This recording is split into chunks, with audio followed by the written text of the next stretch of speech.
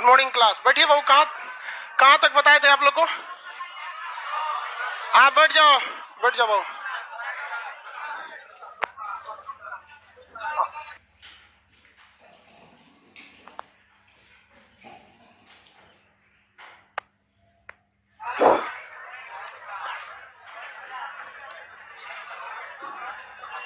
चंद्रगुप्त मौर्य के बारे में बताए थे। हाँ, वंश को साम्राज्य कौन सा था भैया? मगध। मौर्य साम्राज्य थोड़ी है। साम्राज्य कौन सा है? मगध। जब साम्राज्य का नाम मगध। वंश यहाँ पे कितने थे? सब लाइन से। हसीन, मशुकसा। हसीन, मशुकसा। पहला वंश हर्यंक।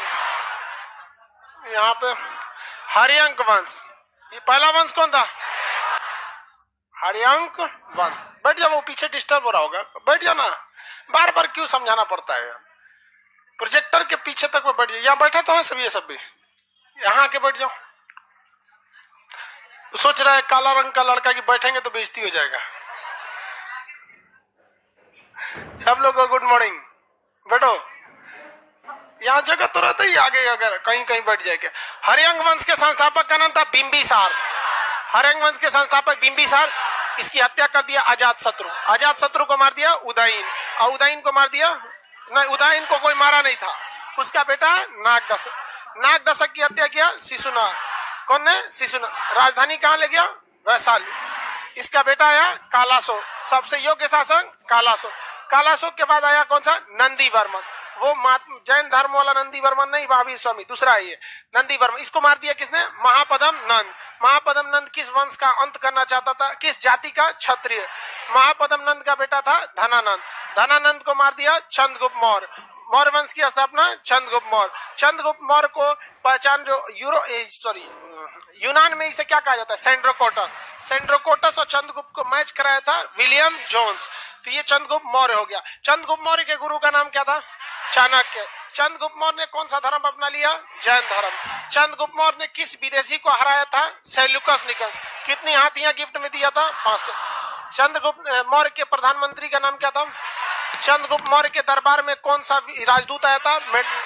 मेगास्थनीज की पुस्तक का नाम है इंडिका। मेगास्थनीज की पुस्तक का नाम इंडिका। इंडिका में भारतीय समाज कितनी भाग में बटा? भारतीयों को लिखने में इंटरेस्ट था? नहीं।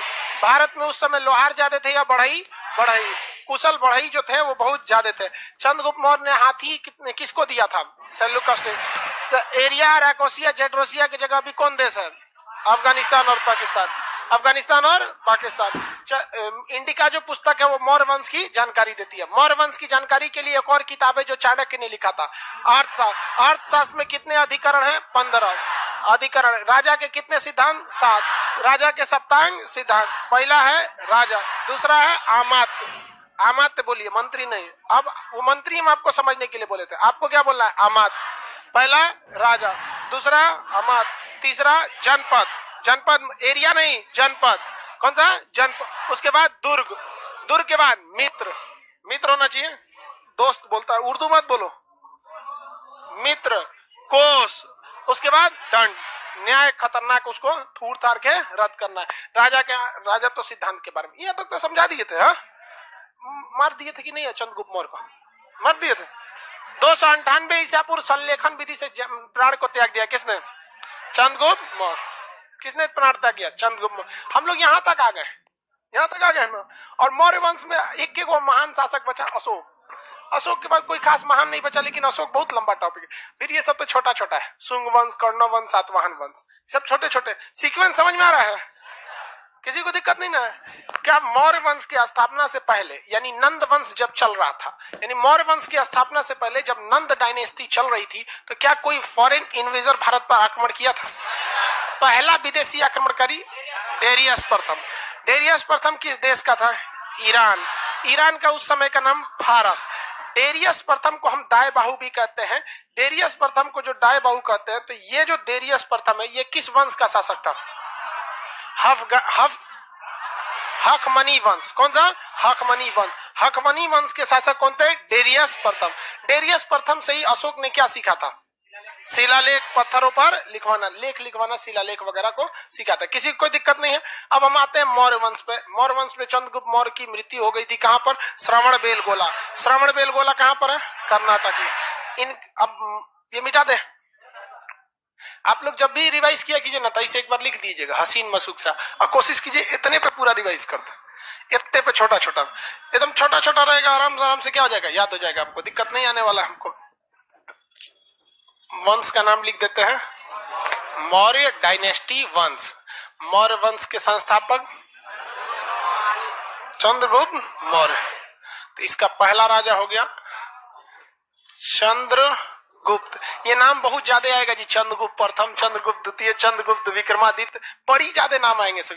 चंद्रगुप्त मौर्य, एक आएगा चंद्रगुप्त प्रथम, वो दूसरे खानदान का है। चंद्रगुप्त मौर्य, इनकी मृत्यु हो गई किस विधि से? इनका बेटा बिंदुसार। राज सिंहासन पे कौन बैठा? बिंदुसार। राज सिंहासन पे बैठा बिंदुसार। बिंदुसार भी एक तरह का योग्य शासक था, लेकिन इतना बड़ा योग्य नहीं था कि जिसे इतिहास में बहुत ज्यादा जगह दिया जा सके, क्योंकि इसे अपने बाप की छोड़ी हुई सिंहासन को मिला था। यह आजीवक संप्रदाय को मानता था। किस धर्म को मानता था? आजीवक संप्रदाय। आजीवक संप्रदाय के संस्थापक कौन थे? मोगलीपोतिस गोसाल। आजीवक कौन थे भैया? ये आजीवक संप्रदाय को मानने वाला था। आजीवक संप्रदाय के प्रति, आजीवक संप्रदाय, इसका थोड़ी सी श्रद्धा ज्यादा थी। इसके शासन काल में सीरिया के नरेश, कहाँ के नरेश? सीरिया नरेश। सीरिया नरेश ने अपने एक राजदूत को भेजा था। सीरिया नरेश ने अपने एक राजदूत को भेजा। अब दो चीज पूछ सकता है, या तो आप सीरिया नरेश पूछ सकता है आपको, और नहीं तो आपसे पूछ सकता है राजदूत का नाम क्या था। अरे यार कहाँ गया वर्ल्ड का नक्शा? ये एरिया जो है ना यूरोप का, ये भारत है हम लोग का, इंडिया, ये मगध था उस वक्त तक में। ये यहाँ पर देखेंगे, ये तुर्की, साइप्रस, ये पूरा का पूरा एरिया यूनान था। पूरा का पूरा क्या था? यूनान। यहीं का था सिकंदर। सिकंदर यहाँ का था। सिकंदर के बाद यहाँ से कौन राजा आया? Seleucus Nicator. अब उसके बाद यहाँ सीरिया का राजा, सीरिया का राजा अपना एक राजदूत कहाँ भेजा? भारत में। सीरिया का याद रखेंगे, एडी याद रखेंगे, एंड्रियोकस। नाम क्या था? एंड्रियोकस। एंड्रियोकस ने सीरिया के राजा का नाम एंड्रियोकस। इसने अपना राजदूत भेजा डायमेकस को। किसे भेजा? डायमेकस को। राजदूत का मतलब क्या होता है कि एक आपके दरबार का एक गुप्तचर, नहीं जी तो जेल हो जाएगा गुप्तचर को। राजदूत जो होता है आपके दरबार में रहता है, वो किसी भी तरह की सूचना उसे लीक नहीं करना होता, उसे जहां जाना होता है आपको बता के जाता है। जैसे दिल्ली में पाकिस्तान के दूतावास है, अमेरिका, जापान, ब्रिटेन सबका है। उन लोग को एक फिक्स एरिया, आप जब इधर जाइएगा तो आपको बताना पड़ेगा। आप बताइए चाहे नहीं बताइए, जाइए कैसे, सिक्योरिटी तो लेके जाना है, नहीं तो मरा जाइएगा तो फिर हल्ला करिएगा कि भारत वाले को। सिक्योरिटी कौन देगा? दिल्ली पुलिस। तो दिल्ली पुलिस अपने बोल देगी पाकिस्तान वाला जा रहा है पता नहीं क्या करने जामा मस्जिद में। हाँ? तो वैसे ही राजदूत था। एड्रियोकस ने अपना राजदूत किसे भेजा? डायमेकस को। एड्रियोकस ने अपना राजदूत किसे भेजा? डायमेकस। ये डायमेकस किसके दरबार में आया था? बिंदुसार के। इस समय भारत में राजा कौन था? बिंदुसार। तो बिंदुसार के दरबार में कौन आया? डायमेकस आया। ये डायमेकस, बिंदुसार से पहले कौन था राजा? चंद्रगुप्त। कौन था? चंद्रगुप्त। तो ये डायमेकस जो आया ये बिंदुसार के समय आया, जबकि चंद्रगुप्त मौर्य के समय कौन आया था? मेगास्थनीज। तो क्वेश्चन आएगा कि मेगास्थनीज का उत्तराधिकारी कौन था? डायमेकस। और चंद्रगुप्त मौर्य का उत्तराधिकारी, यानी डायमेकस ने किसका जगह ले लिया? मेगास्थनीज का जगह लिया। लेकिन ये मेगास्थनीज की तरह उतना ज्यादा विद्वान नहीं था। सीरिया नरेश जब इसको भेजे तो ये डायमेकस ने बिंदुसार को बताया कि सीरिया, ये पूछे कि तुम्हारा देश किस लिए प्रसिद्ध है। जैसे हम ही लोग के यहाँ कोई आ जाएगा जापान से तो आदमी पूछेगा ना कि वहां जापान में क्या क्या चीज फेमस है। जापानी सब तो कोई बहुत ज्यादा आगे है सब वहां पर। उन लोग की टेक्नोलॉजी दुनिया, मतलब वो सबका अलग दुनिया रहता है वहां पर। जापान वालों की मेंटेलिटी हर देश की अलग होती है, आदमी जानने के लिए इच्छुक होता है ना। तो ये भी पूछा बिंदुसार ने, किससे पूछा? डायमेकस से। ये बताओ सीरिया में क्या चीज ज्यादा फेमस है? ये पूरा एरिया क्या कहलाता था उस समय? यूनान। तो सीरिया में क्या फेमस है? तो कहा देखिए वहां पर जो शराब है वो मीठी शराब बहुत फेमस है, मीठी शराब। अब शराब का टेस्ट जो पीता होगा वही बताएगा, बट देखने से तो लगता है टेस्ट अच्छा नहीं होगा, क्योंकि पीते वक्त ससुर आंख बंद कर लेता है। देखते हैं, सोचा तो पीता का लिए है। लेकिन वहां पे उसने बोला कि भाई हमारे यहाँ मीठा शराब मिलता है। अरे शबाब में नहीं रे बकलोलवा कहीं के, शबाब तो दूसरा चीज हो जाता है। शबाब मतलब कौन चीज होता है? युवावस्था, इसको हम लोग बोलचाल की भाषा में बोलते हैं जवानी। समझ आ गया कि नहीं? कहाँ थे आप जो जमाने के बाद आए हैं, मेरे सबाब के जाने के बाद आए हैं। ये पहले जमाना के गाना बहुत जबरदस्त होता था, आजकल के गाना में दम ही नहीं रहा वो दम। लेकिन वो वही समझ सकता था जो मतलब समझता है। आज का सुनेंगे सबाब के जाने मतलब कौन सी कर रहा है, तो उसको भोजपुरी इसी गाना को डब किया गया कि खत लिखनी जवानी में बुढ़ौती में जवाब दे लू।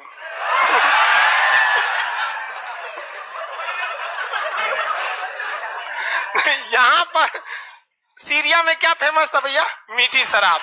और यहाँ अंजीर बहुत फेमस था। अंजीर एक ड्राई फ्रूट होता है, जैसे छोहाड़ा होता है ना, वैसे ही अंजीर होता है, इतना बड़ा सा होता है, बीच में हल्का सा सुराख होता है, बस इसी को क्या कहते हैं? अंजीर कहते हैं। काजू बादाम खाए हैं, वैसे ही छोटा इतना बड़ा होता है, उसे क्या कहेंगे? अंजीर कहते हैं। क्या हो गया बोलो?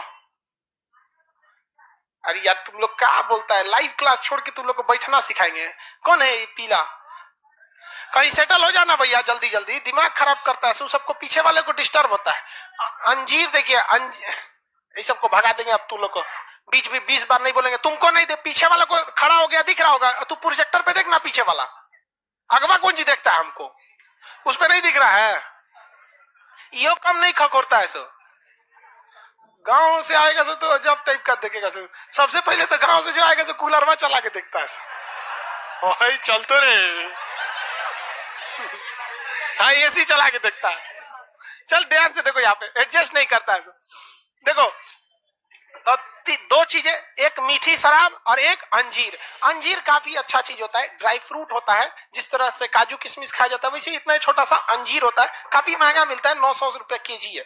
तो अंजीर में होता है एनर्जी, स्टेमिना ज्यादा होती है। बट अंजीर हो गया, पपीता हो गया, अनानास हो गया, ये किसी गर्भवती महिला को नहीं खिलाया जाता है, वरना उसका एबॉर्शन हो जाता है। तो पपीता, अंजीर, अनानास ये सब चीजें मतलब मना रहता है। तो आप लोग इसको याद रखिएगा, आगे जाके ध्यान दीजिएगा, ना तो पता चला आप लेके आए और पढ़ल लिखल ना थी, अब मार 1 किलो पपीता खा ले। आपको क्या हो सकता है? दिक्कत हो जाएगा। तो अंजीर, अनानास लिख रहा, लिख ले घर जाके लिख लियो। इसमें गलत क्या है यार? क्या गलत है इसमें? सही है। इसको हम लोग को अंग्रेजों ने इस तरह से बांध के चले गए कि शिक्षा को भी ससुरा उसने 2 भाग में बांट दिया। वहां सबको पता है इसमें क्या गलत है। आप एक नवजात शिशु की जान लेते हैं अपनी लापरवाही की वजह से, और उसको देहात में कहा जाता है कि बच्चा नुकसान हो गया, सोच रही कचर के खा गई होगी उल्टा सीधा कुछ। ये मीठी शराब। और दूसरा बोला यहाँ के दार्शनिक लोग बहुत डेवलप है। तो दार्शनिक 3 चीज, सीरिया के 3 चीज फेमस थे, मीठी शराब, अंजीर, दार्शनिक। दार्शनिक उसे कहा जाता है जो दर्शन शास्त्र की पढ़ाई करता है। दर्शन शास्त्र मतलब बहुत ही अच्छी फिलॉसफी बोलता है कि इस तरह से करिए, मतलब समाज सुधारक। तो इसने कहा किससे? डायमेकस से, कि बोल भैया तू अपने राजा एंड्रियोकस को क्या बोलो कि हमको मीठी शराब भेजे, अंजीर भेजे और दार्शनिक भेजे। तो इसने सीरिया के राजा एंड्रियोकस ने बिंदुसार को मीठी शराब भेज दिया, अंजीर भेज दिया, और दार्शनिक की जगह एगो खत चिट्ठी लिख के भेज दिया। उसमें लिखा था कि दार्शनिक बहुत ही योग्य व्यक्ति होते हैं, ये शिक्षा के धरोहर होते हैं, अतः हम शिक्षा के धरोहर यानी सरस्वती का व्यापार नहीं करते हैं, इसलिए हम आपको दार्शनिक नहीं भेज सकते। और ये देखिए वो लोग की इतनी ज्यादा बुद्धि थी। और यहाँ भारत में जितने इंजीनियर बनेंगे, डॉक्टर बनेंगे, आईआईएम से मैनेजमेंट करेंगे, अमेरिका चल जाएंगे। सोच रहा एम्स में पढ़ेगा यहाँ, डॉक्टर बनेगा अमेरिका, आईआईटी पढ़ेगा कानपुर में, डॉक्टर बनेगा जर्मनी में, इंजीनियर बन जाएगा जर्मनी में जाएगा। तो हमारे यहाँ से शिक्षा का क्या होता है? ड्रेन हो जाता है, बाहर चले जाते हैं। जबकि वो उस समय इतना डेवलप थे कि एक राजा के प्रस्ताव को ठुकरा दिए कि हम दार्शनिकों का व्यापार नहीं करते। तो भारत में भी अभी भी नासा में ना 50% से ज्यादा साइंटिस्ट इंडिया के हैं सब। भारत सरकार बैन लगा दे तो अभी इसरो ऑटोमेटिक आगे चल जाएगा। तो यहाँ पे समझ में आ गया आपको? किसी को यहाँ तक में कोई दिक्कत नहीं ना? चंद्रगुप्त मौर्य का उत्तराधिकारी कौन था? बिंदुसार के दरबार में सीरिया नरेश एंड्रियोकस ने किसे राजदूत बनाकर? डायमेकस किसका जगह लिया? मेगास्थनी बुढ़ा उड़ा गया था। तो सीरिया के नरेश से इसने 3 चीजों का प्रस्ताव रखा। किस किस चीज का? मीठी शराब, अंजीर और दार्शनिक।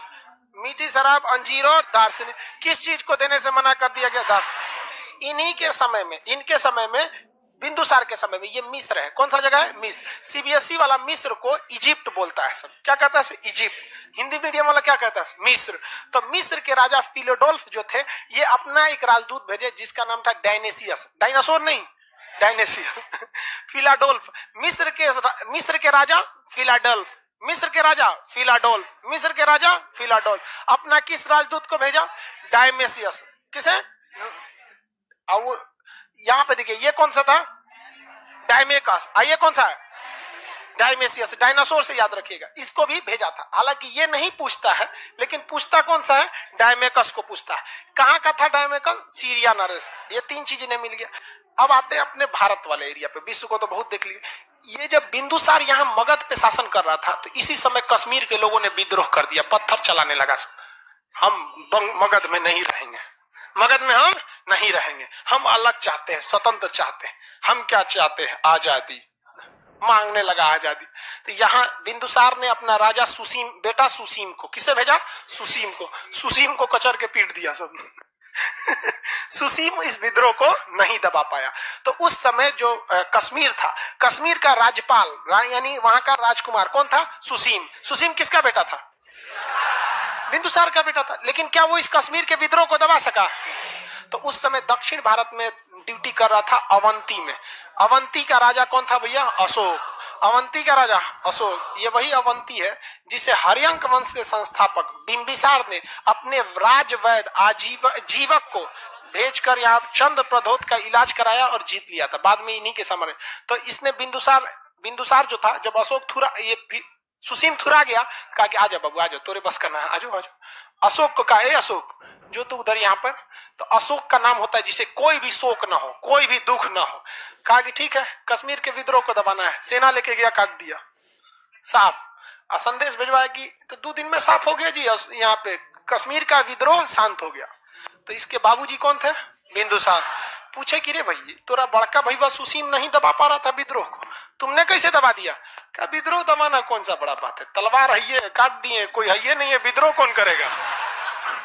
सुलह दिया सबको यहाँ पे। और उसने स्थापना किया वहां पर एक शहर जिसका नाम श्रीनगर। जो श्रीनगर चिल्लाते हैं लोग ना, और इमरान खान कहते हैं कश्मीर हमारा है, मतलब श्रीनगर भी हमारा है। सोच रहा बिहारी ने वहां बसाया था। कैसे बसाया पता ना, साफ कर दिया, बहुत ही क्रूरता से खत्म कर दिया यहाँ के विद्रोह को। और यहाँ कौन से शहर की स्थापना किया? श्रीनगर। इसकी जानकारी जो मिलती है वो किसी भी इंडिका पुस्तक में नहीं है, और ना ही चाणक्य की पुस्तक अर्थशास्त्र में। इसकी जानकारी लिखी गई है, कलहन नाम के एक व्यक्ति ने पुस्तक लिखा, राजतरंगिणी। कलहन की पुस्तक राजतरंगिणी। कश्मीर के बारे में ज्यादा जानकारी कौन पुस्तक देती है? राजतरंगिणी। किसने लिखा है? कलहन। कलहन की पुस्तक राजतरंगिणी है। और अशोक ने पूरी तरह विद्रोह को दबा दिया था, किसी को कोई दिक्कत नहीं। अशोक के पिताजी का नाम क्या था? बिंदुसार। बिंदुसार। यहाँ पे ये तो समझ में आ गया, आजीवक संप्रदाय को मांगते थे। इनके समय 2 जगह से राजदूत आए थे, एक सीरिया से और दूसरा मिस्र से। सीरिया और मिस्र से। सीरिया डायमेकस था और इसका डायनोसियस। ये डायमेकस, यहाँ से डायमेसियस, यहाँ से डायमेकस, इन्हें डायमेसियस। सीरिया नरेश से इसने 3 चीजें मांगी थी, मीठी शराब, अंजीर और दार्शनिक नहीं दिया था। इनके समय विद्रोह कहाँ हुआ था भैया? कश्मीर में हुआ था। कश्मीर के विद्रोह को दबाने के लिए पहले इसने किसे भेजा? सुसीम को भेजा। किसे भेजा? सुसीम को। क्या सुसीम दबा पाया था विद्रोह को? सुसीम ने विद्रोह को नहीं दबा पाया। तो किसे भेजा था? अशोक। अशोक ने क्या कर दिया? दबा दिया। अशोक ने कौन शहर की स्थापना किया?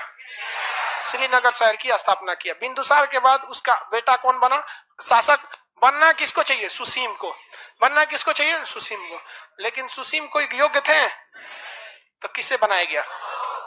अशोक को बनाया गया। ऐसा कहा जाता है कि अशोक ने अपने राजा बनने के लिए 99 भाइयों को कत्ल कर दिया, और उसे यहाँ कुमरार में स्थित एक जगह है, अगम कुआं, अगम कदम कुआं नहीं, अगम कुआं, वहां एक कुआं है, चंडी कुआं कहते हैं, उसी में काट कूट के सबको भर दिया। 99 भाई सब लीगल थोड़े थे, सब इलीगल हो रहता है। 99 भाई मतलब समझ रहे हैं, एक बेटा रहता है कम से कम 9 महीना पेट में, को साल लगल हो गए, तो एक गो से तो संभव ही नहीं है जी। होते थे सभी सब उस समय ये सब बहुत होता था। अशोक ने अपने 99 भाइयों की हत्या किया, लेकिन इसका ऐतिहासिक प्रमाण नहीं है। ये ग्रंथ मतलब धार्मिक ग्रंथ में ऐसी जानकारी मिलती है। अशोक जो था इसका अर्थ क्या होता है? जिसे कोई भी दुख ना हो, इसे कोई भी दुख ना हो। अशोक का जन्म पाटलिपुत्रा में हुआ। कब हुआ भैया इनका जन्म? 304 ईसा पूर्व। अशोक का जन्म कब हुआ? 304। क्या इसने अपने दादाजी यानी चंद्रगुप्त मौर्य को देखा था? 298 में उनका फाइल निपट चुका था, तो इनका जन्म हो गया यहाँ पर। अशोक कई गो शादी किया था। अशोक ने क्या किया? कई गो शादी किया, लेकिन उसको 5 पत्नियों में सबसे ज्यादा प्रिय कारुबाकी थी। कौन प्रिय थी? कारुबाकी। बाकी प्रिय उतना नहीं थी सब। तो ये इसका जन्म हुआ 304 ईसा पूर्व। अब अशोक के बारे में स्टार्ट करें ना। ये सारी चीजें आपके दिमाग में रहना चाहिए, वरना कंफ्यूजन में हो जाएंगे, इतिहास रद्द हो जाएगा।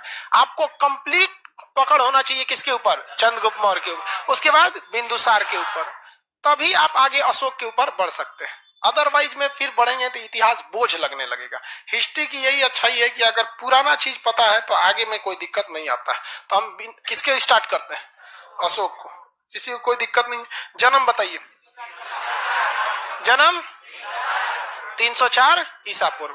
लेकिन सबसे बड़ा चीज होता है इन्होंने राजगद्दी पर कब बैठा। राजगद्दी पे जब बैठा जाता था तो घोषणा जब राजगद्दी पर होती थी तो उसके बाद एक बहुत बड़ा समारोह आयोजित किया जाता था और जनता के सामने वो शपथ लेते थे, जिसे हम लोग कहते थे राज्याभिषेक।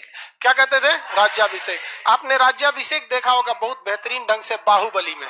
किसमें देखे? बाहुबली में। शिवकामी देवी रो रहती है, राजमाता शिवकामी देवी, उस ससुरी वहां बैल रहती है, ओकरा से 4 कदम आगे ओके पतोहिया, का नाम था? देवसेना। देवसेना का शरीर कोशिका से बना ही नहीं था, अहंकार से बना था। बिखिया बहुत रहती है, वो बिखे के चक्कर में मराइले रहती है। यहाँ पे बल्लाल देव उनका व्यवस्था कर देता है। तो राज्याभिषेक, तो इनका राज्याभिषेक कब हुआ? राज्याभिषेक याद रखेंगे, ये डेट 269 ईसा पूर्व। 269 ईसा पूर्व में क्या हुआ था? राज्याभिषेक। यानी इसने सिंहासन पर बैठा, और सिंहासन पर बैठते ये बहुत ही खतरनाक शासक था। अगल बगल में कोई इसके समय में आवाज नहीं उठाता था, क्योंकि इसका कहना था कि आवाज उठाने का मतलब हम आपको उठा देंगे, कोई आवाज नहीं उठा सकता। हिटलर का बाप था ये, बहुत ही क्रूर शासक। इसी बीच ये अपना साम्राज्य विस्तार करना चाहता था, और यहीं पे ये कहां गया? ये कलिंग। कहां गया? कलिंग चला गया। कलिंग। अब कलिंग में 2 कथाएं प्रसिद्ध है। कलिंग ये जीतना इसलिए चाहता था कि कलिंग हाथियों के लिए प्रसिद्ध था। कलिंग किसके लिए प्रसिद्ध था? हाथियों के लिए। वहीं इतिहास में एक ऐसा धारा भी है जो ये कहता है कि कलिंग में अशोक विवाह करना चाहता था। कलिंग की कोई बहुत पसंद आ गई थी तो वहां से विवाह करना चाहता था, लेकिन जो मुख्य कारण था वो क्या था? हाथी। और कलिंग के लोग बड़ी स्वाभिमानी होते थे। अभी का नाम उसका, कलिंग का नाम क्या है? उड़ीसा। कलिंग का नाम क्या है? उड़ीसा। तो उड़ीसा में जो थे कलिंग में, तो इसने कलिंग पर क्या किया भैया? युद्ध के लिए कह दिया, आमंत्रित कर दिया, भैया तो हमारी अधीनता स्वीकार करो या तो फिर तुम क्या करो? युद्ध करो। अब वहां के राजा ने क्या कर दिया? युद्ध की घोषणा कर दिया। तो राज्याभिषेक के 8वें वर्ष में, कौन से वर्ष? 8वें वर्ष। अब इसमें से 8 घटा दीजिए, 261 ईसा पूर्व। कौन सा आक्रमण कर दिया? कलिंग आक्रमण कर दिया। कौन सा आक्रमण? कलिंग आक्रमण। यहाँ के राजा नंदराज, कौन थे? नंदराज। कलिंग आक्रमण कर दिया गया, और कलिंग आक्रमण इतना भीषण आक्रमण था कि कलिंग का बच्चा बच्चा को काट दिया गया। मतलब बूढ़ा बच्चा किसी को नहीं देखा गया, सबको काट दिया गया कलिंग युद्ध में। अशोक का हृदय कलिंग युद्ध में मरे लाश को देखकर नहीं हुआ था, बल्कि अशोक का हृदय वहां पर महिलाओं की लाश और बच्चों की लाश को देखकर हुआ था। जो महिलाएं घर का काम करती है, जो युद्ध कभी नहीं कर सकती हैं, अगर उसे कोई काट दे, 5 साल 6 साल के बच्चे को अगर काट दिया जाए तो किसी भी व्यक्ति का हृदय पिघल जाता है। लोग दुश्मन के दुश्मनी जो होती है ना, तो दुश्मन के भी बच्चे को आदमी थोड़ा सा कहता है तो बच्चा है। यहाँ पे इतना नरसंहार हुआ, इतना काट दिया गया कि अशोक का हृदय पूरी तरह से परिवर्तन हुआ। युद्ध के मैदान में ही अपना तलवार छोड़ दिया था पूरी तरह से, एकदम न लड़ने वाले हैं, क्या मिला हमको? हमारी सीमाएं थोड़ी और आगे बढ़ गई, लेकिन हम तो क्या हो गए? पूरी तरह से मानवता के नाम पर हम कलंक हो गए। कलिंग युद्ध ने अशोक का हृदय परिवर्तित कर दिया। पूरी तरह से टेंशन में रहता था। इसकी पत्नी आके मनाती थी, क्या हो गया? जीत के भाग, सुसुरी टेंशन में है।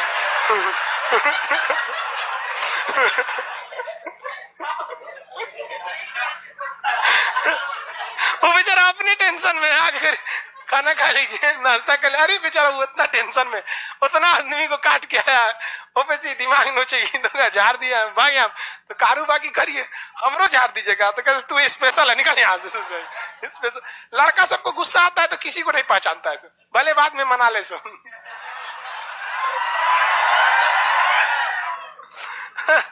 तो इसने क्या किया पूरी तरह से, ये क्या लिखे हैं जी, 261 एक छूट गया क्या, इधर लिख देंगे चलेगा।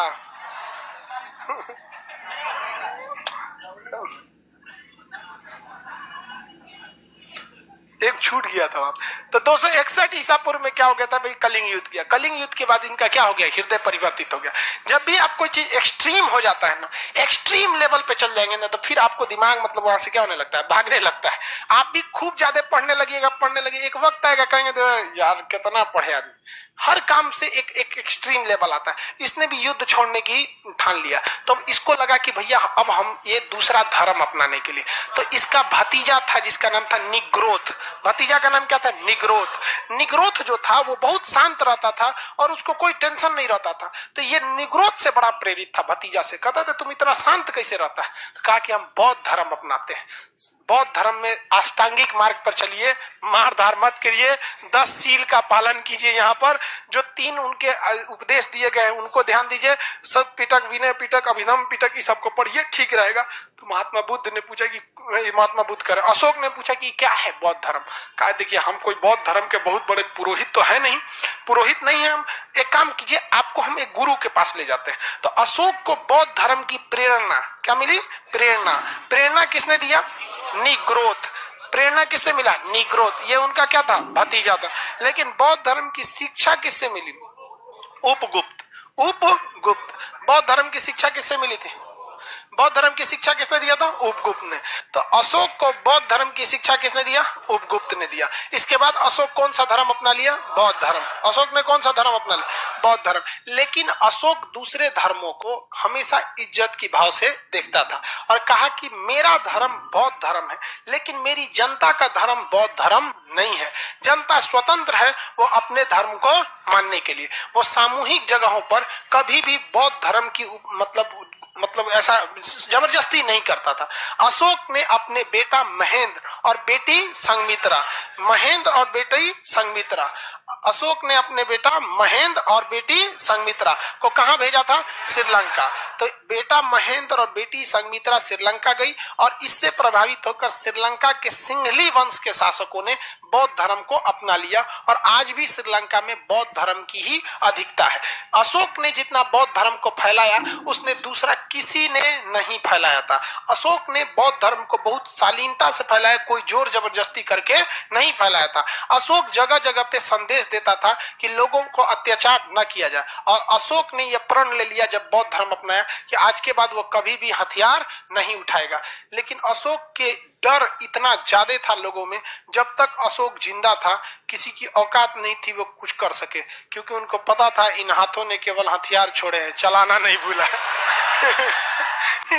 किसी दिन अगर उठ गया तो फिर सबको साफ कर देगा यहाँ पे, क्योंकि लोगों ने इसे देखा था कश्मीर को निपटाते हुए, कलिंग का फाइल निपटाते हुए, इतना बुरा मारा जिसका कोई हद नहीं। लेकिन जब अशोक मरा था तो इसी के सिंहासन को लोगों ने उखाड़ फेंका था और इसके बाद कई वंशों की स्थापना हुई। तो अशोक ने अपने बेटा बेटी को कहां भेजा भैया, श्रीलंका में भेजा था, श्रीलंका में। और भारत में अशोक ने इवन भारत के अलग अलग जगहों पे अशोक ने सोचा कि बौद्ध धर्म का क्या किया जाए, प्रचार किया जाए। तो बौद्ध धर्म के प्रचार के लिए अशोक के समय कौन सी बौद्ध संगीति की स्थापना हुई, कौन बौद्ध संगीति हुई थी, तीसरी बौद्ध संगीति कहां हुई, पाटलिपुत्र में।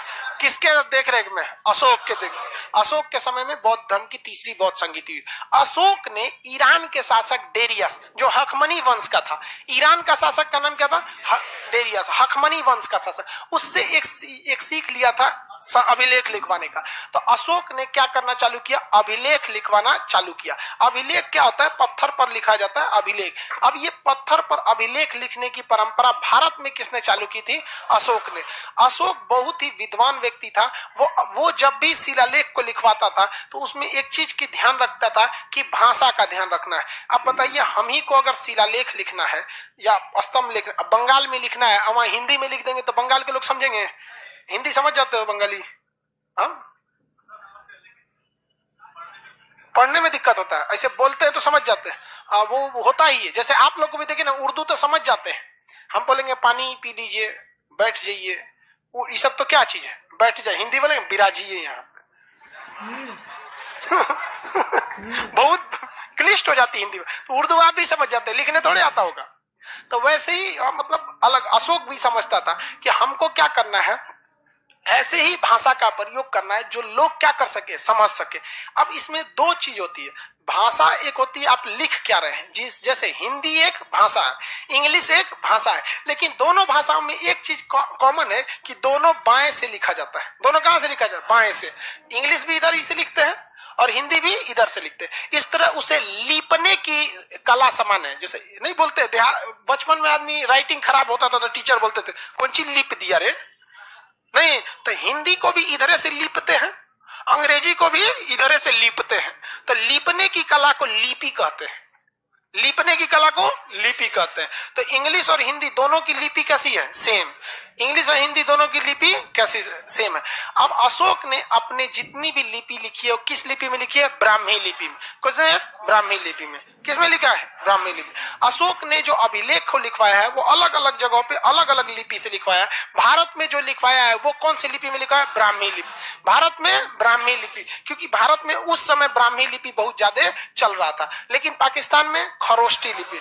किसमें चल रहा था? खरोष्टी। तो पाकिस्तान में कौन सी लिपि में? खरोष्टी लिपि में। अब वहीं अगर आप देखेंगे अफगानिस्तान में तो आर्माइड लिपि, अफगानिस्तान में आर्माइड लिपि। और अगर ग्रीक में चले जाएंगे तो वहां पर ग्रीक लिपि। कौन सी लिपि? ग्रीक। तो ब्राह्मी, खरोष्टी, आर्माइड और ग्रीक। भारत में बोलिए तो ब्राह्मी। भारत में कौन सी लिपि? ब्राह्मी लिपि को लिखा। पाकिस्तान में खरोष्टी लिपि, अफगानिस्तान में आर्माइड लिपि और ग्रीक वगैरह में ग्रीक लिपि। अशोक का सबसे दूर अभिलेख किस देश में मिला है? ग्रीक। अभी उस जगह पर हो गया है देश जिसका नाम है तुर्की। क्या हो गया है? तुर्की। तुर्की को उस समय एशिया माइनर कहा जाता था। क्या कहा जाता है? एशिया। तो एशिया माइनर तक इसके संदेश लिखे गए हैं और बौद्ध धर्म के प्रचार के लिए इसने क्या लिखा है? संदेश लिखा है। लेकिन ऐसा नहीं है कि इसने केवल बौद्ध धर्म का प्रचार किया। इसने आदेश दिया था कि जो मेरे मतलब राजदूत हैं या जो मेरे कर्मचारी हैं वो ब्राह्मणों को न सताएं, ब्राह्मणों को न सताएं। जो ये बात बताता है कि अशोक धार्मिक रूप से सहिष्णु था। सहिष्णु का मतलब होता है सब में आस्था रखना, मतलब सबकी इज्जत करना। और एक होता है असहिष्णु। असहिष्णु मतलब हमरे सही है बाकी मर जा ससुरा, तुम कचर के रख देंगे बाकी लोगों को यहाँ पर। तो भारत में अशोक के समय से ही धार्मिक रूप से क्या था? अशोक सहिष्णु था, यानी उस सारे धर्मों को बराबर लेकर चलता था। ग्रीक आर्माइड टोटल कितने जगह पे इसकी लिपियां मिली? भारत में बोलिए ब्राह्मी लिपि, भारत में, पाकिस्तान, अफगानिस्तान, ग्रीक में ग्रीक लिपि। एशिया माइनर अभी हो गया है। तुर्की का अभी क्या उस समय का नाम क्या था? Asia minor. अभिलेख समझ में आ गया कि नहीं आ गया? पत्थरों पे लिख देना क्या कहलाता है? अभिलेख। छोटे से पत्थर पे लिखे हैं शिलालेख, पिलर पे लिखे हैं तो असम, दीवार पे लिख दिए हैं भित्ति लेख, गुफा में लिख दिए हैं गुफा लेख। इंग्लिश में क्या कहते हैं? एडिक्ट। क्या कहते हैं? एडिक्ट। Rock edict. पत्थर पे लिखे हैं तो रॉक एडिक्ट, पिलर पे लिखे हैं तो पिलर एडिक्ट, दीवार पे तो रॉक एडिक्ट, गुफा में है तो केव एडिक्ट। गुफा क्या कहते हैं? केव कहते हैं, एडिक्ट कहते हैं। अशोक ने अपने संदेश बहुत जगह भेजता था। इसने कई अधिकारियों को भी नियुक्त किया था, संदेश वाहक को नियुक्त किया था, जिसमें राजुक बहुत ही प्रसिद्ध थे। यहाँ पर अशोक ने बौद्ध धर्म के धम्म नीति को आगे बढ़ाया। बौद्ध धर्म के किस नीति को? धम्म नीति। धम्म का मतलब होता है धर्म की नीति पर चलना। धर्म की नीति पर क्या करना है? चलना है। तो इसको आगे बढ़ाने के लिए अशोक ने बहुत किया था। धम्म का मतलब या धर्म का मतलब क्या हमारे धर्म से होता है?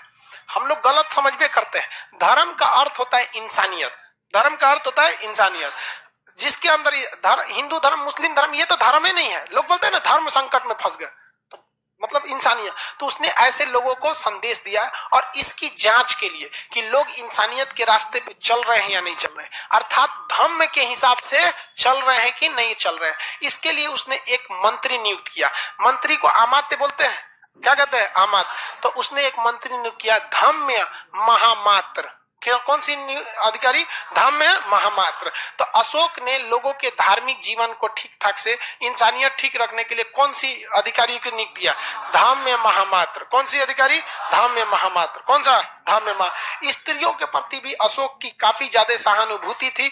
स्त्रियों की बहुत ज्यादा हत्या भी हो गई थी यहाँ पर, और बाकी इनकी 4-5 गो पत्नी थी सब वहां पर। तो स्त्रियों की देखरेख के लिए, उनकी स्थिति को जांच करने के लिए जिस तरह आज के समय में महिला आयोग है, उस समय स्त्री महामात्र की स्थापना किया था अशोक ने। अशोक ने अपने ज्यादातर मतलब इसको संदेश को किसके माध्यम से फैला था? शिलालेख के माध्यम से फैला दिया था। अशोक ने कई अन्य भी काम किए थे, तीर्थ यात्रा कर इत्यादि को भी हटाया था अशोक। हालांकि अशोक ने कभी भी बौद्ध धर्म को किसी भी तरह का राजकीय धर्म घोषित नहीं किया। समझ में आ रहा है कि नहीं आ रहा? अशोक, किसी को कंफ्यूजन नहीं ना है? क्वेश्चन पूछा जाए?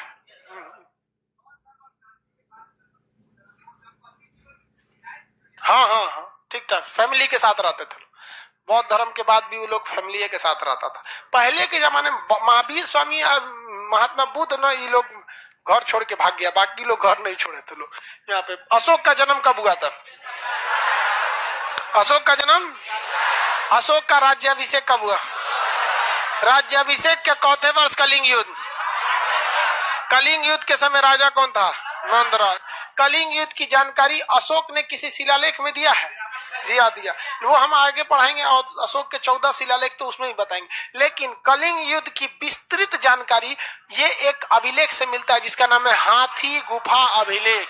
ये उड़ीसा में स्थित है, हाथी गुफा अभिलेख। तो कलिंग युद्ध की जानकारी, कलिंग युद्ध की जानकारी किस अभिलेख से मिलती है? हाथी गुफा अभिलेख। विस्तृत जानकारी हाथी गुफा अभिलेख। क्या हाथी गुफा अभिलेख अशोक का है? नहीं। क्या नंदराज का है? नहीं। उड़ीसा का राजा खारबेल का, उड़ीसा का राजा खारबेल, उड़ीसा के राजा खारबेल ने अपने यहाँ हाथी गुफा अभिलेख, एक अभिलेख बनवाया जो आकार में कैसा था? हाथी के समय। तो हाथी गुफा अभिलेख बनवाया, उसमें उसने विस्तृत जानकारी दे रखी है किसके बारे में? कलिंग के बारे में, अशोक के बारे में, कि अशोक नामक राजा मगध से आकर कलिंग पर क्या किया था? आक्रमण किया, और कलिंग को भारत में क्या कर लिया गया था? मिला लिया गया था। कलिंग युद्ध के बाद अशोक ने बौद्ध धर्म को जानने के लिए, बौद्ध धर्म की प्रेरणा किसने दिया था? निग्रोध। बौद्ध धर्म की शिक्षा किसने दिया? अशोक की 5 पत्नियों में सबसे प्रिय पत्नी कारू। बाकी अशोक ने अपने बेटा और बेटी का नाम बताइए तो? संघमित्रा और महेंद्र। महेंद्र और संघमित्रा। कहाँ भेजा गया था? श्रीलंका। अशोक के समय कौन सी बौद्ध संगीति हुई? तीसरी बौद्ध संगीति। अशोक का बौद्ध धर्म राजकीय धर्म था, इसका निजी धर्म था? क्या इसने दूसरे धर्मों के प्रति सहिष्णु था या असहिष्णु था? सहिष्णु था। अशोक को अभिलेख लिखने की प्रेरणा किसने दिया? किसने? डेरियस। डेरियस कहाँ का शासक? ईरान का शासक। डेरियस ईरान का शासक। ईरान के किस वंश का शासक? हकमनी वंश का। कौन सा वंश? हकमनी वंश का शासक था। अशोक ने जनता की भाषा में कुल 4 लोकप्रिय भाषाओं में अभिलेख लिखा है। भारत में, पाकिस्तान में खरोष्टी लिपि, अफगानिस्तान में अरमाई, अफगानिस्तान में, और ग्रीक में अभी के समय उस जगह का नाम तुर्की, हालांकि उसे और नाम से जानते हैं, एशिया माइनर के नाम से जानते हैं। अशोक ने जो अपने अभिलेख लिखवाए हैं, ये अशोक के जितने अभिलेख है, ये अभिलेख जो सबसे ज्यादा किस भाषा में है? किस? अब आप ही बताइए, सबसे बड़ा एरिया इसमें कौन दिख रहा है? भारत। तो सबसे ज्यादा किसमें होंगे? ब्राह्मी। किसमें? ब्राह्मी लिपि में होंगे यहाँ पर अशोक वगैरह के काल में। आगे बढ़ जाते हैं। किसी को अशोक में दिक्कत नहीं है? कोई प्रॉब्लम नहीं ना? देखिए मटेरियल में कुछ गलती उलती है? हाँ, देखिए कुछ सुधार उधार भी करना है इसमें। अशोक ने क्रूरता पूर्वक कहाँ के विद्रोह को दबाया था? कलिंग के। कहाँ के विद्रोह को? कश्मीर के विद्रोह को न दबाया था, कलिंग बोलता है।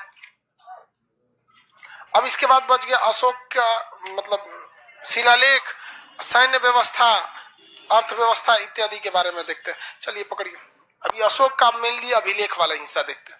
देखो भाई, अशोक के जो अभिलेख थे, कलिंग कश्मीर को दबाया गया था जो विद्रोह बहुत क्रूरता पूर्वक था, और उसकी जानकारी किस पुस्तक से मिलती है? राजतरंगिणी से।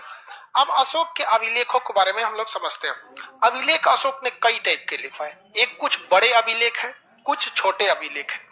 कुछ अभिलेख ऐसे हैं जो पिलर पे लिखे गए हैं, जिसे हम लोग स्तंभ लेख कहते हैं। तो अशोक के अभिलेख कई कैटेगरी में बटे हैं और कई भाषाओं में बटे हैं। अभिलेख में अशोक की सबसे बड़ी समस्या ये थी कि अशोक वगैरह की जानकारी, खोदाई वगैरह तो यहाँ हुई बाद में खोदाई हुआ और पत्थर पे कुछ कुछ लिखा हुआ संदेश मिला। तो इसको लिखने की सफलता जो मिली थी जेम्स प्रिंसेप को मिली। अशोक के अभिलेख लिखने की सफलता किसे मिली? जेम्स प्रिंसेप को। अशोक के अभिलेख लिखने की सफलता जेम्स प्रिंसेप को। लेकिन जेम्स प्रिंसेप को एक बात बहुत बड़ी समस्या आ गई, क्योंकि वहां कहीं भी अभिलेख पर अशोक नहीं लिखा था। दिक्कत, संदेश लिख दिया था, मैं मगध का राजा। अरे सोच रहे मगध का राजा, तो मगध में तो 75 को राजा होके गए सब। क्या पता कि अजात शत्रु का है कि बिंबिसार का है कि अशोक का है। नहीं ना कह सकते कि धनानंद का है, किसी का भी हो सकता है वहां पे। लिखा मैं मगध सम्राट। तो भैया मगध का सम्राट तो बहुत से लोग थे। प्रियदर्शी, मगध साम्राज्य में कोई प्रियदर्शी था ही नहीं। और लिखता मैं मगध साम्राज्य प्रियदर्शी। तो सब पढ़ने की अभिलेख प्रिंसिप लिखेगा कैसे? लिखने की बोल दिए हैं। अरे वही बात है, लिखेगा थोड़ी ना। अशोक ने तो अभिलेख लिख दिया। लिखने की प्रेरणा किससे लिया था? डेरियस। उस लिखे हुए अभिलेख को कोई पढ़ ही नहीं पा रहा था। उससे पढ़ने की सफलता पहले किसे मिली? James Prinsep. उसी ने पढ़ा और पढ़ने के बाद सबसे बड़ी समस्या क्या आ गई? उसमें क्या लिखा हुआ था? मगध सम्राट। हर जगह क्या लिखा था? मगध सम्राट। और बाकी कई जगह लिखा था मैं मगध का राजा प्रियदर्शी। लेकिन दिक्कत जानते क्या हो गया? हर जगह सुबूत उबूत मिलाया जाता है ना, कहीं कहीं से लिंक हो जाता है। बस एक जगह लिख दिया राजस्थान में। राजस्थान में एक अभिलेख लिखा, वहां लिखा मैं मगध सम्राट अशोक प्रियदर्शी। तब कह दे ससुरा जहां जहां प्रियदर्शी लिखल है ये है। कौन है? यही है। तो कहीं कहीं के अभिलेख में, टोटल अभिलेख में क्या अशोक के नाम लिखे गए? 3 नाम प्रसिद्ध है, एक प्रियदर्शी, एक मगध सम्राट। एक ही जगह क्या लिखा गया है? अब अशोक लिखा गया। अब इसके कई अभिलेख है, कुछ छोटे अभिलेख है, कुछ बड़े अभिलेख है, कुछ क्या है स्तंभ लेख है सब। तो इस सारे अभिलेखों को हम लोग अब इसको अलग से एक ही टाइप में पढ़ेंगे लोग। आज थोड़ा सा टॉपिक क्या हो जाएगा? चेंज टाइप का हो जाएगा। अभी तक तो राजा वगैरह देख रहे थे लोग, यहाँ पे बिंबिसार वगैरह देख लिए कि नहीं? इसमें किसी को दिक्कत नहीं है। एक बार इसको देखते हैं फिर अभिलेख के बारे में। बिंदुसार किस धर्म को मानता था? क्या अशोक आया तो आजीवक संप्रदाय के साथ कोई भेदभाव किया? हम कैसे मान ले कि भेदभाव नहीं किया? हम कैसे मान ले? अशोक आजीवक संप्रदाय की भी इज्जत करता था, क्योंकि ये गया में स्थित बराबर नाम के जगह पर कुछ पहाड़ स्थित है। जगह का नाम क्या है? बराबर। हालांकि वो बराबर है ही नहीं है। बराबर जगह पे क्या है? पहाड़ है। उन पहाड़ों पर गुफा बनवाया था। उस गुफा के कितने संख्या थे? 4। और किसे दे रखा था? आजीवक संप्रदाय। 4 गुफाओं के नाम क्या थे? एक का नाम था सुदामा, गुफा का नाम सुदामा। कर्ण, चोपड़ा, विश्व झोपड़ी। सुदामा, कर्ण, चोपड़ा, विश्व झोपड़ी। सुदामा, कर्ण, चोपड़ा, विश्व झोपड़ी। सुदामा, कर्ण, चोपड़ा, विश्व झोपड़ी। सुदामा, कर्ण, चोपड़ा, विश्व झोपड़ी। ये 4 गुफाएं इसने किसे दे रखा था? आजीवक। इससे यह स्पष्ट होता है कि अशोक आजीवक संप्रदाय के प्रति भी श्रद्धा रखता था। ब्राह्मणों को न सताने का आदेश दिया, इसका मतलब यह हिंदू धर्म में भी श्रद्धा रखता था। खुद कौन से धर्म को अपनाता था? बौद्ध धर्म को। इसके दरबार में जैन धर्म के लोगों को भी बहुत इज्जत सत्कार दिया गया था। महिलाओं की स्थिति सुधारने के लिए महिला महामात्र नामक अधिकारी की नियुक्ति किया था। लोगों की शिकायत इत्यादि को सुनने के लिए भी अधिकारी वगैरह की नियुक्ति किया। इसका मतलब अशोक ने कोशिश किया कि समाज के छोटे से बड़े लोगों को क्या किया जा सके? बराबर का दर्जा दिया जा सके। और अपने संदेश को फैला पर क्या रखा था? शिलालेख। और ये इसकी इंसानियत थी कि मगध का इतना प्रतापी योग्य शासक होने के बावजूद वो अपना नाम अशोक नहीं लिखवाता था। और यहाँ लोग एगो विधायक जी नाली बनवाते हैं तो नाली से पहले खोदवा के लिख जाते हैं स्वर्गीय फलाना, स्वर्गीय नहीं जी, माननीय।